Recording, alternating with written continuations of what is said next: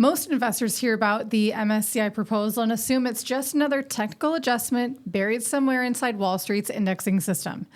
But for companies like MicroStrategy, this isn't a minor footnote. It's a structural pivot that could change how Bitcoin treasury companies are classified, traded, and financed across some of the world's most influential equity benchmarks. Now, with MSCI's consultation ending on December 31st and a final decision expected by January 15th, this is shaping up to be one of the most consequential regulatory shifts of the current cycle. The proposal centers on a new classification, something MSCI calls a digital asset treasury company.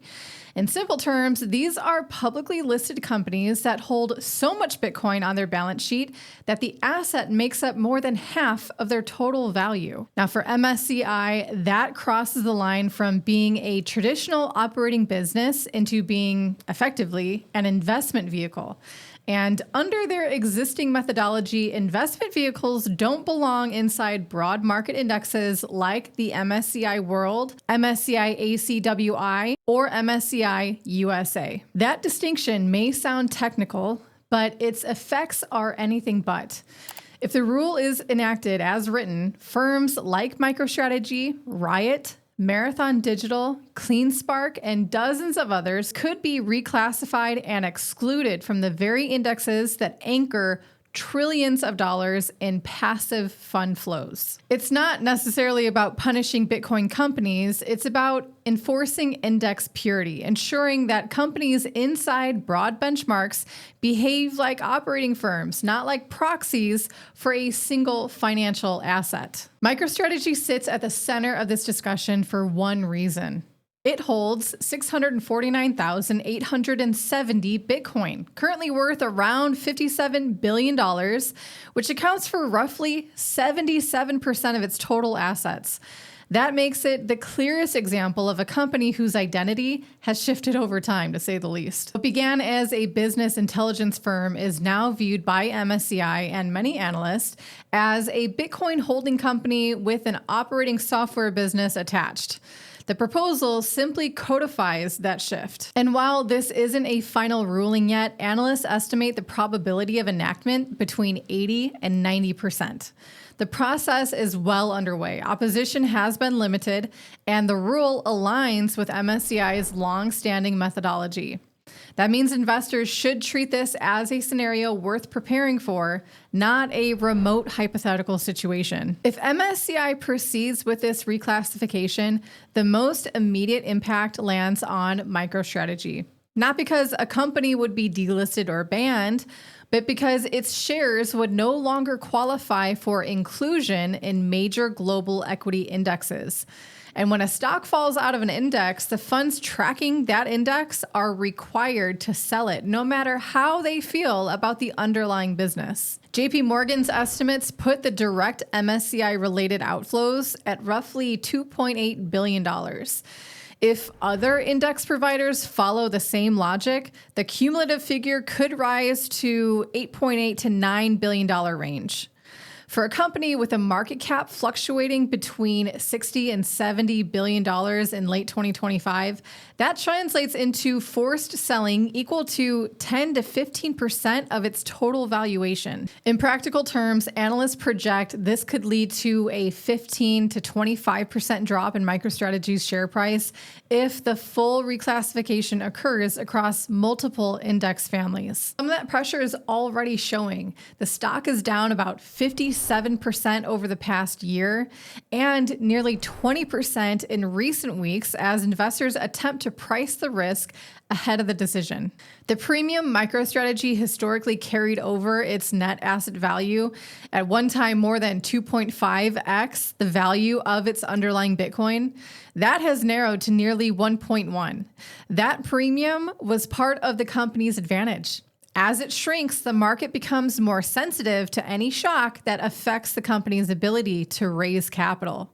And that right there is where the deeper structural risks emerge. MicroStrategy's strategy relies on issuing equity and debt to accumulate more Bitcoin over time.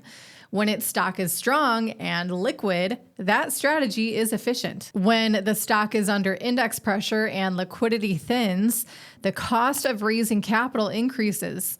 Debt financing becomes more expensive, and the company's ability to repeat the flywheel, again, issue instruments, buy Bitcoin, issue again, that becomes constrained. This is a scenario some critics describe as breaking the machine, not because MicroStrategy would suddenly be forced to sell Bitcoin, but because a feedback loop that allowed the company to scale its Bitcoin holdings so dramatically may slow or even stall.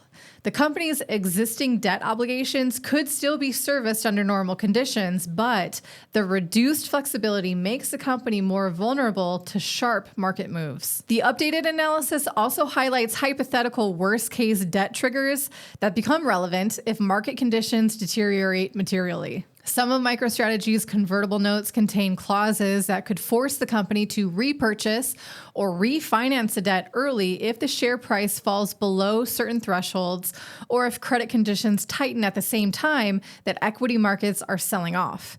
While these scenarios are unlikely in normal market conditions, they grow more plausible during broad risk-off periods when liquidity evaporates. A coordinated combination of index-driven outflows, higher debt rollover costs, and a prolonged drawdown in Bitcoin's price could create a window where MicroStrategy faces limited options.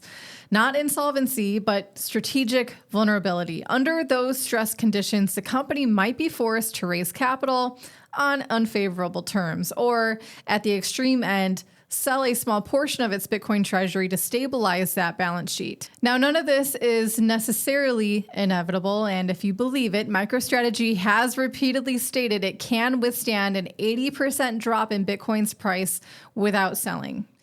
But index exclusion introduces structural pressures that didn't exist before, and investors should understand these dynamics clearly.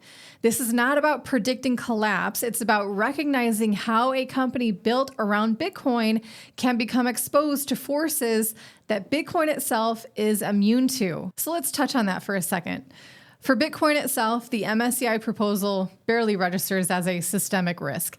Even in the most aggressive interpretations of potential outflows, the numbers simply are not large enough to meaningfully disrupt the broader market. If we're talking the worst case scenario, $8.8 to $9 billion in equity selling is happening in MicroStrategy stock, not in Bitcoin. And even if you convert that figure into Bitcoin terms, it represents less than 0.5% of Bitcoin's current $1.7 trillion market cap. There's no mechanism in the MSCI rule that forces MicroStrategy, Riot, Marathon, or any other treasury-heavy firm to sell their Bitcoin. Their holdings remain intact, their operations remain intact, and the Bitcoin network itself remains completely unaffected. Across all affected companies, none have signaled plans to liquidate Bitcoin to meet the threshold or avoid reclassification. Short-term volatility is possible, as always, primarily through sentiment rather than fundamental pressures.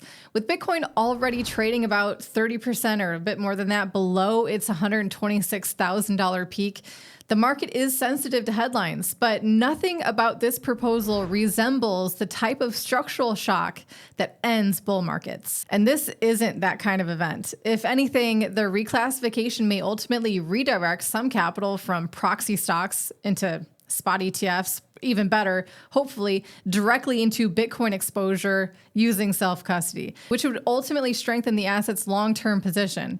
Bitcoin's value has never depended on corporate balance sheets or index committees, and this moment reinforces that independence more than it threatens it. Now, for MicroStrategy investors, January 15 is the inflection point.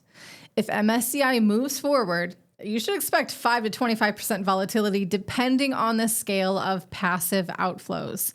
The business remains intact, but the era of cheap capital for more Bitcoin may become harder. And anyone relying on index inclusion should diversify ahead of time. For Bitcoin holders, this signal is very different. This proposal does not change the asset, its supply schedule, its consensus rules, or its trajectory. If anything, it reinforces Bitcoin's separation from legacy gatekeepers. Markets may wobble around the headlines, but the protocol remains exactly as it was: permissionless, global, and entirely immune to index committees. If you want to keep learning with grounded analysis instead of speculation or fear-driven takes, you can always explore more at learningcrypto.com.